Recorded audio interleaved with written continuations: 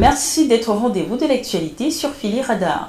Le président américain Donald Trump et son homologue sud-africain Cyril Ramaphosa ont convenu lors de leur discussion à Washington le mercredi 21 mai de renforcer le commerce bilatéral et les investissements, a annoncé jeudi la présidence sud-africaine. Les deux dirigeants ont convenu de renforcer les liens commerciaux bilatéraux, d'augmenter les investissements pour un bénéfice mutuel et de forger une collaboration dans les échanges technologiques, a déclaré dans la soirée un communiqué de Pretoria pour qui la visite de M. Ramaphosa aux États-Unis a été un succès.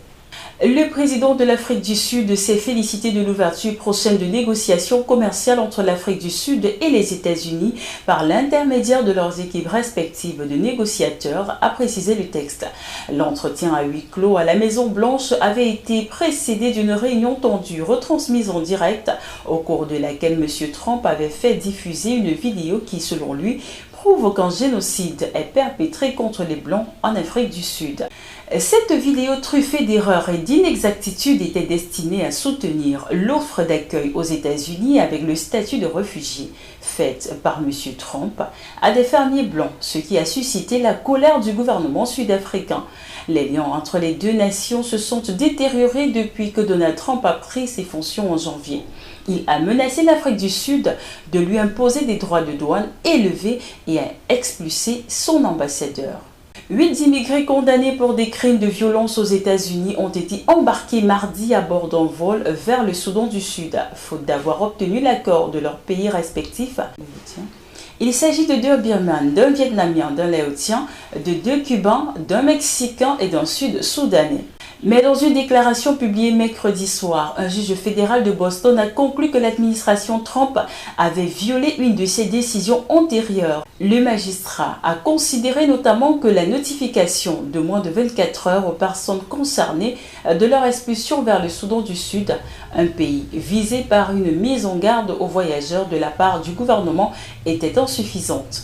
En cas d'expulsion vers un pays tiers, les personnes visées doivent être avisées puis bénéficier d'un délai d'un minimum de 10 jours pour déposer un recours sur la base de la Convention des Nations Unies contre la torture, a précisé le juge Brian Murphy.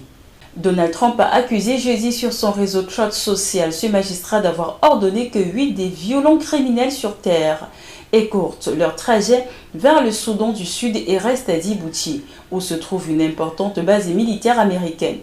Il ne veut pas autoriser que ces monstres parviennent à leur destination finale, a-t-il insisté, regrettant par ailleurs que cette décision oblige les États-Unis à laisser sur place des agents de la police de l'immigration pour les garder. Donald Trump a menacé vendredi 24 mai l'Union européenne d'appliquer 50% de droits de douane aux produits européens importés aux États-Unis à compter du 1er juin, estimant que les négociations en cours ne vont nulle part. Il est très difficile de traiter avec l'UE qui a été créée en premier lieu pour profiter des États-Unis d'un point de vue commercial. Nos discussions ne vont nulle part. Dans ces conditions, je recommande d'imposer 50% de droits de douane sur l'UE à compter du 1er juin. Il n'y a pas de droit de douane sur les produits fabriqués aux États-Unis, a-t-il écrit sur sa plateforme Truth Social. En réaction, les bourses européennes ont immédiatement chuté. Fin de cette édition de formation. Merci de l'avoir suivi. Nous sommes en continu sur nos différentes plateformes et sur le www.phillyradar.com.